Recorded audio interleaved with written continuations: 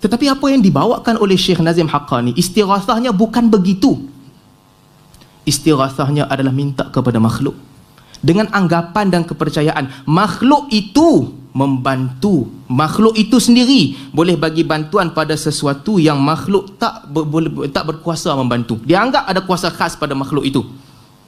Dan yang disebut oleh Nazim Haqqani di sini, satu ketika at the tomb of Abdul Qadir Jilani in Baghdad for khalwah, he is a living wali, all awliya are living, speaking to you, listening to you. Now therefore I am saying madad ya sayyidi, your heavenly help. Dia akan dengar, dia akan hantar power kepada kita, his heavenly power coming blowing on us. Jadi maksudnya apa? Ini bukan minta kepada Allah, ini minta kepada Syekh Abdul Qadir Al-Jilani.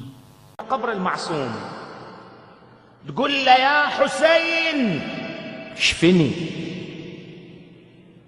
يا حسين ارزقني، يا حسين اقضي حاجتي، يا حسين وفقني. مباشرة تتوجه للحسين قل له. Bismillah, alhamdulillah, assalamualaikum warahmatullahi wabarakatuh. Saya ingin membuat video react tentang perdebatan di antara Ustaz Salman Ali dan Ustaz Engku yang menyokong pegangan Syekh Nazim Haqqani yang menyatakan boleh bertawassul atau boleh meminta terus hajat kepada keramat ataupun wali di dalam kubur ataupun wali yang sudah mati.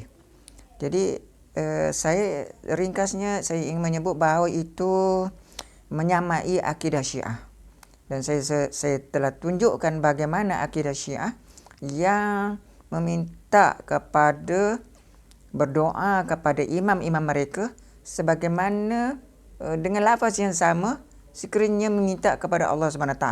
Dalam kata lain, doa itu semua pun kita tahu bahawa doa itu sendiri ibadah, dan itu adalah merupakan bersyirik kepada Allah SWT.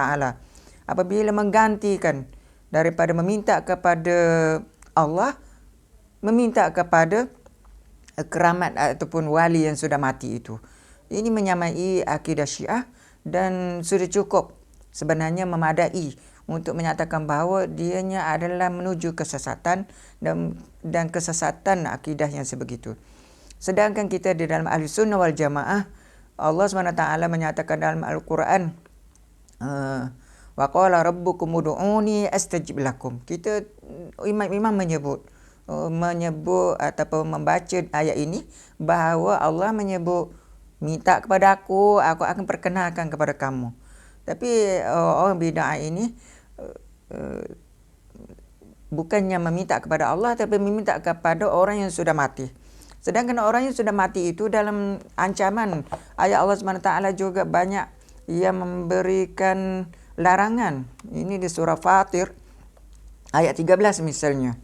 Walladzina yad'una min dunihi la yamlikuna min qitmir. Ayat 13 surah Fatir. Mereka yang meminta kepada yang selain daripada Allah, makhluk itu tidak memiliki apa ilmu yang sedikit pun. Kemudian ayat selepas tu, in tad'uhum la yasma'una du'aakum. Kamu minta pun mereka tidak dengar apa yang kamu minta itu. Walau sami'u.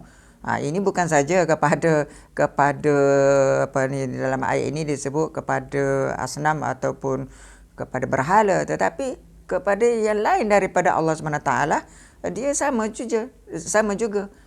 Walau sami'u, sekiranya mereka dengar apa yang kamu minta itu, mastajabu lakum, dia tidak kuasa untuk memberi manfaat kepada kamu sebab mereka pun makhluk. Jadi cukuplah dalam ayat yang lain Allah SWT menyebut wa idza sa'alaka ibadi anni fa inni qarib ujibu da'watad da'i idza da'an. Apabila ada hamba-Ku bertanya kepada engkau wahai Muhammad tentang aku, kata aku dekat dengannya. Aku perkenankan permintaannya sekiranya dia berdoa, bila dia berdoa kepadaku. Falyastajibu li wal yu'minu bi la'allahum yarshudun. dalam ayat itu. Mereka naklah menerima permintaan mengikut arahan aku. Mengikut arahan aku. Wal yu'minu bi, beriman kepada aku. Mudah-mudahan mereka mendapat petunjuk.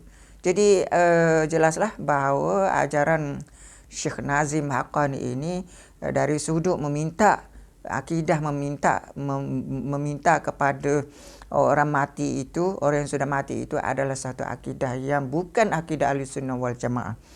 Saya ingin memberi maklum kepada tuan-tuan dan puan-puan di mana sama Syiah dengan ini Syiah sebenarnya kumpulan Sufi Batiniyah ini, mereka mempunyai kefahaman yang sama, iaitu mereka mengatakan bahawa kita ini kotor, kita tidak boleh minta terus kepada Allah, kita kena minta kepada wali dalam kubur. Dan ini semuanya kefahaman yang sama di antara